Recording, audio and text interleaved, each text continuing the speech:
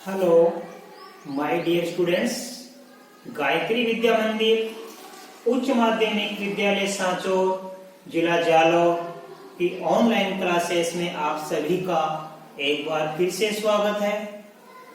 प्रिय विद्यार्थियों, मैं अनिल कुमार सोनी, कक्षा 7, विषय गणित, अध्याय 6 त्रिभुज और उसके गुण की प्रश्नावली 6.5 के सवाल नंबर 3 से आज आपको हल कराऊंगा। विद्यार्थियों, मैं आपको फिर कहना चाहूंगा कि आपने यदि हमारे इस YouTube चैनल को अभी तक सब्सक्राइब नहीं किया है तो सब्सक्राइब जरूर करें।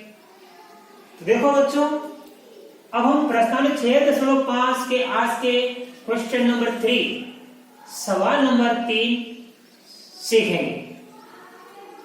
देखो बच्चों, इसमें लिखा है दीवार से सीढ़ी के पैर की दूरी ज्ञात कीजिए। अब इसमें क्या बच्चों, ये हमारी क्या सीढ़ी है, ये हमारी दीवार है और ये हमारी भूमि है, राइट। तो हम आपको लिख सकते हैं कि ये हमारी दीवार है। ध्यान देना, हम यहां लिख सकते हैं बिंदु A B C, नाम अपने मन से लिख सकते हैं हम। तो A B क्या लिखेंगे इसकी दीवार, और BC हमारे क्या लिखेंगे हम भूमि, और AC हमारे क्या लिखेंगे हम सीढ़ी। अब आपके अच्छी तरह समझ में आएगा कि AB हमारी दीवार 12 मीटर लंबी है, ऊंची है।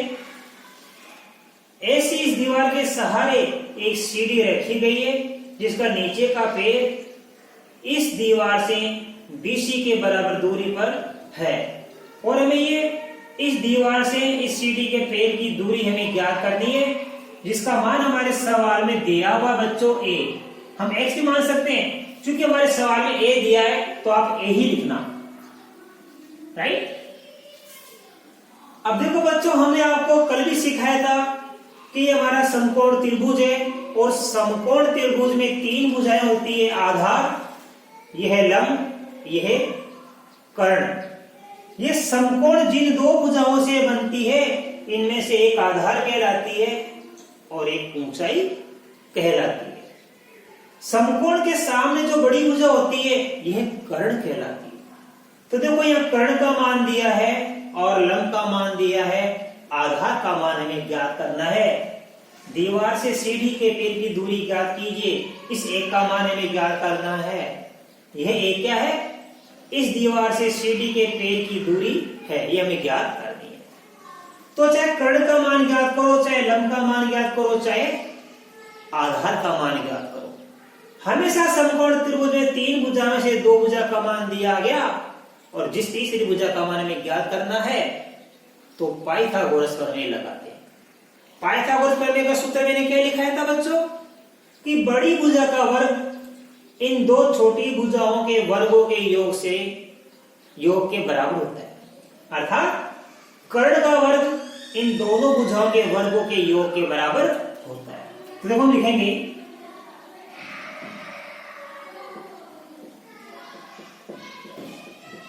पाइथागोरस प्रमेय से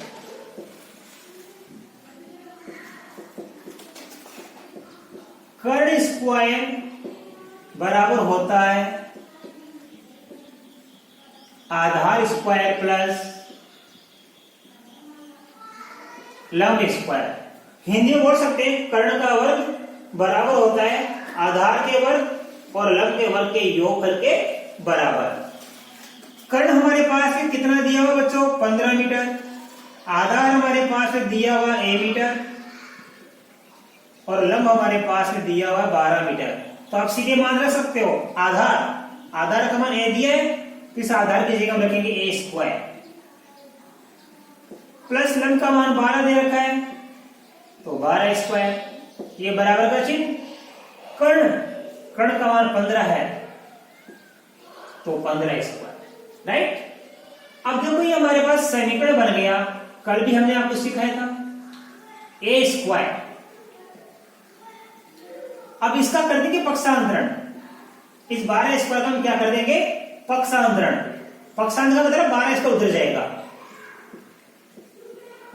तो 15 स्क्वायर माइनस ये 12 स्क्वायर, ये 12 स्क्वायर प्लस का था, उधर जाने पर किसका बन गया माइनस का, अर्थात हमने क्या कर दिया बच्चों 12 स्क्वायर का कर दिया पक्षांतरण। तो ये संख्या या ये स्टेप कैसे आई 12 स्क्वायर का पक्षांतरण करने से आई। अब ए स्क्वायर देखो हमारे पास, ध्यान देना ए स्क्वायर को लिख सकते हैं बच्चों ए गुणा ए, 15 स्क्वायर को लिख सकते हैं 15 गुणा 15 और 12 स्क्वायर को लिख सकते हैं 12 गुणा 12। ठीक है, अब आप ध्यान देना ये हमारे पास a गुणा a, 15 को गुणा 15 से करेंगे 225, 12 को 12 से गुणा करेंगे 144, a गुणा a 225 से 144 कम करेंगे, 5 से 4 गया तो 1, तो 2 में से 4 जाता नहीं, तो 12 से 4 गया तो 8, 81 बच गए। अब देखो बच्चों a गुणा a, अब 81 को लिख सकते हैं 9 इंटू 9, क्योंकि 9 को 9 से गुणा करने पर कितना आता है 81 आता है। तो देखो बच्चों अब हम इसका ज्ञात करेंगे वर्गमूल, क्या लेंगे वर्गमूल, तो लिखेंगे दोनों ओर वर्गमूल लेने पर, दोनों ओर वर्गमूल लेने पर, देखो बच्चों ये हमारे पास a गुणा a, इसको वर्गमूल के अंदर रख दिया, इधर हम 9 गुणा 9 इसको भी वर्गमूल के अंदर रख दिया, इसका मतलब हम इसका भी वर्गमूल ज्ञात करने जा रहे हैं और इसका भी वर्गमूल ज्ञात करने जा रहे हैं। तो कैसे करेंगे वर्गमूल ज्ञात, वर्गमूल ज्ञात करते समय देखो ये दो के जोड़े बन जाते हैं, दो संख्या के, इस जोड़े में से a बाहर निकाल दो, इस जोड़े में 9 का जोड़ा है, इसमें 9 बाहर निकाल दो, तो a का मान कितना आ गया 9 मीटर, इस एक का मान आ गया 9 मीटर, अर्थात दीवार से सीढ़ी के पेड़ की दूरी, तो लिखेंगे इसलिए दीवार से सीढ़ी के पेड़ की दूरी a का मान कितना आया 9 मीटर है, ये इसका आंसर आ गया। तो ये अच्छी तरह से मैंने आपको समझाया, ये सवाल आपके समझ में आ गया। इसके बाद में बच्चों मैं आपको सवाल बताऊंगा, सवाल नंबर 4, आप इसका स्क्रीनशॉट ले लीजिए।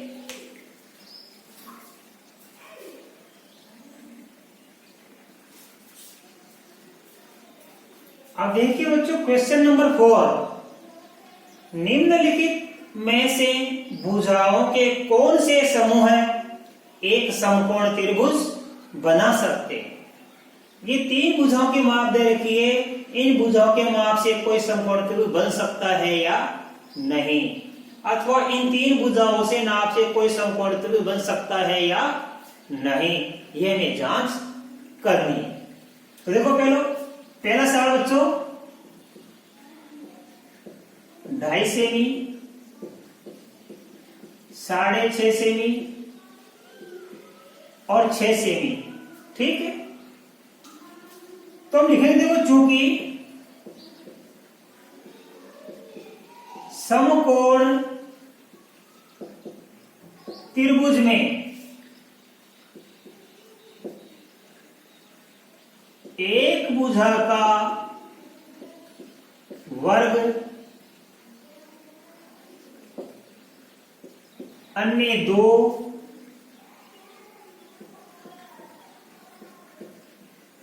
भुजाओं के वर्गों के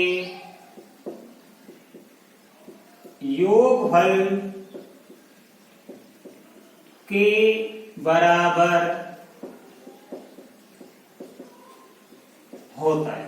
अब हमें यही जांच करनी है कि एक भुजा का वर्ग अन्य 2 भुजाओं के वर्गों के योगफल के बराबर आ जाता है, तो इन भुजाओं के माप का समकोण त्रिभुज संभव है, अन्यथा नहीं। तो देखो इसलिए 2.5 सेमी है, इसका वर्ग हम बनाएंगे 2.5 का स्क्वायर, अर्थात 2.5 गुणा करना ये तो आपका बन जाएगा 6.25। ठीक है, ये 6.25 बन गया। दूसरी कितनी है? 6.5। हम इसका भी वर्ग बनाएंगे। 6.5 का वर्ग अर्थात 6.5 को गुणा करेंगे। मुझे आता है, आप भी गुणा करके देखना। 6.5 को 6.5 से तो उत्तर आएगा 42.25। 6.5 को 6.5 से गुणा करने पर। तीसरी कितनी है? 6 से भी। आप इसका भी वर्ग ज्ञात करो बच्चों, इसका वर्ग 6 स्क्वायर, तो 6 गुणा 6 बराबर आता है 36। अब हमें क्या करना है? इन तीनों में से दो छोटी भुजाओं का योगफल करना वर्गों का। ये सबसे बड़ी है, आपको इसको और इसको दोनों को जोड़ के देखना है। इसलिए 6.25 प्लस 36। अब देखो ये 0.25 है, ये तो वैसा का वैसा आगे जोड़ देंगे और 36 पे 6 जोड़ देंगे तो 36 और 6 42। तो बताइए इन दोनों का योग कितना प्राप्त हुआ? 42.25 और इन दोनों का योग इसके बराबर आ गया। तो लिखेंगे यहां ये बड़ी भुजा ये तो है 6.5 का वर्ग, ये रहा, ये किसके बराबर आया? इसके और इसके वर्ग के बराबर। 2.5 का वर्ग प्लस 6 का वर्ग। देखो 2.5 का वर्ग आया 6.25 और 6 का वर्ग आया 36। इन दोनों को जोड़ने पर आया 42.25 अर्थात इन दोनों का वर्गों का योग इसके वर्ग के बराबर आया। तो देखो यहां पे एक भुजा का वर्ग दो भुजा के वर्गों के योगफल के बराबर आ गया। तो लिखेंगे यहां एक भुजा का वर्ग अन्य दो भुजाओं के वर्गों के योग के बराबर है। इसलिए 2.5 सेमी, 6.5 सेमी और 6 सेमी की माप का समकोण त्रिभुज संभव है। अब समकोण त्रिभुज संभव है तो समकोण कौन सा इसमें लिखा है? तो बताइए उसका समकोण को भी पहचानिए। अब समकोण कौन सा होगा? सबसे बड़ी भुजा कौन सी? 6.5। तो लिखेंगे 6.5 सेमी भुजा के सामने का कोण, सामने का कोण समकोण होगा। इसका आंसर आ गया। तो हमने इन तीनों भुजाओं का वर्ग बना दिया। देखो 1 2 तीनों भुजा का वर्ग बना दिया। अब इन दोनों छोटी भुजाओं को जोड़ के देख लिया, इस बड़ी भुजा के वर्ग के बराबर आ गया। इसका मतलब इस माप का समकोण त्रिभुज संभव है। और समकोण कहां बनता है? सबसे बड़ी भुजा के सामने हमेशा समकोण बनता है। अब बच्चों इसके बाद देखो मैं आपको दूसरा बताऊंगा, आप इसका स्क्रीनशॉट ले लो। अब देखो दूसरा 2 सेमी 2 सेमी 5 सेमी। तो देखो कैसे करेंगे? 2 सेमी है तो ये 2 सेमी है बच्चों, हम इसका वर्ग बनाएंगे। इसका वर्ग आएगा 2 स्क्वायर बराबर होगा 2 गुणा 2 बराबर कितना बनता है? 4। फिर 2 सेमी है, इसका भी आप वर्ग बना लीजिए। 2 गुणा 2 बराबर कितना है? 4। अब 5 का बना लीजिए।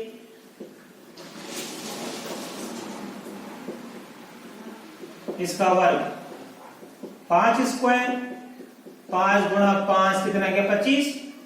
अब इन दोनों छोटी भुजाओं के वर्गों का योगफल जोड़ दीजिए आप। इसलिए 4 + 4 बराबर कितना है 8। और ये 8 किसके इक्वल नहीं है 25 के। तो 8 नॉट इक्वल 25, 8 25 के बराबर नहीं है। अर्थात 2 इन दोनों के वर्गों को जोड़ के देख लिया अपने। इन दोनों के वर्गों का योग कितना है 8 आया।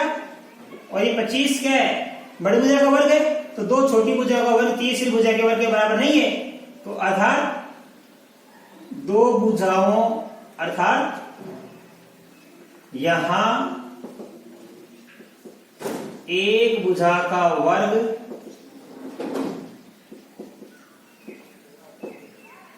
दो अन्य भुजाओं के वर्गों के योग के बराबर नहीं है। इसलिए इन मापों का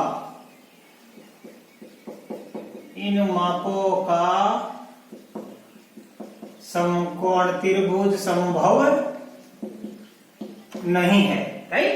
अब आप इसका स्क्रीनशॉट लो। इनका तो समकोण त्रिभुज संभव था कि 2 भुजा के वर्गों का योग तीसरी भुजा के वर्ग के बराबर आ गया। और यह 2 भुजा का वर्गों का योग इस तीसरी भुजा के वर्ग के बराबर नहीं आया।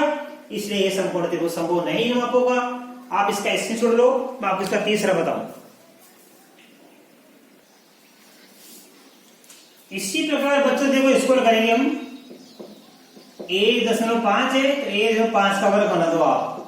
1.5 गुणा 1.5 गुणा करके देखना आप। मुझे आता है आप करके देखना। 2.25 आएगा इनको गुणा करने का। दूसरा कितना हमारे पास 2 तो 2 का स्क्वायर। 2 गुणा 2 कितना गया 4। फिर कितना है 2.5 है हमारे पास। तो इसका भी वर्ग ज्ञात कर लो। 2.5 2.5 इनको गुणा करके देखना। 2.5 को 2.5 से गुणा करेंगे तो आएगा 6.25। आप करके देखना।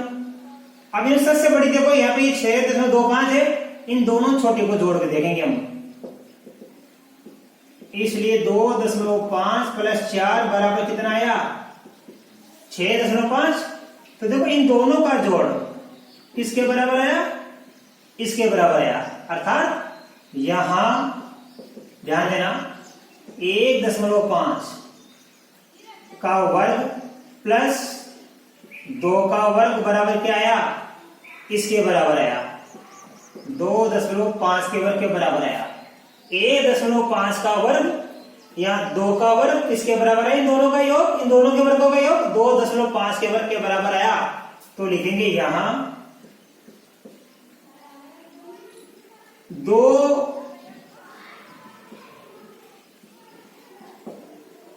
भुजाओं के वर्गों का योग तीसरी भुजा के वर्ग के बराबर है। इसलिए 1.5 सेमी 2 सेमी 2.5 सेमी की माप या मापों वाला समकोण त्रिभुज संभव है। तो समकोण त्रिभुज की मैंने आपको पहचान बता दी कि समकोण त्रिभुज कब बनता है। तीनों भुजाओं का वर्ग कर लिया करो। वर्ग करने के बाद इन 2 छोटी भुजाओं के वर्गों को जोड़ के देख लेंगे। तीसरी भुजा के बराबर आ जाता है। तो इन भुजाओं के माप का समकोण त्रिभुज संभव है अन्यथा नहीं। तो बच्चों मैं आशा कर सकता हूं आज आपको बताए गए सवाल बड़ी अच्छी तरीके से समझ में आएंगे। बाकी इसके आगे के सवाल में आपको कल नए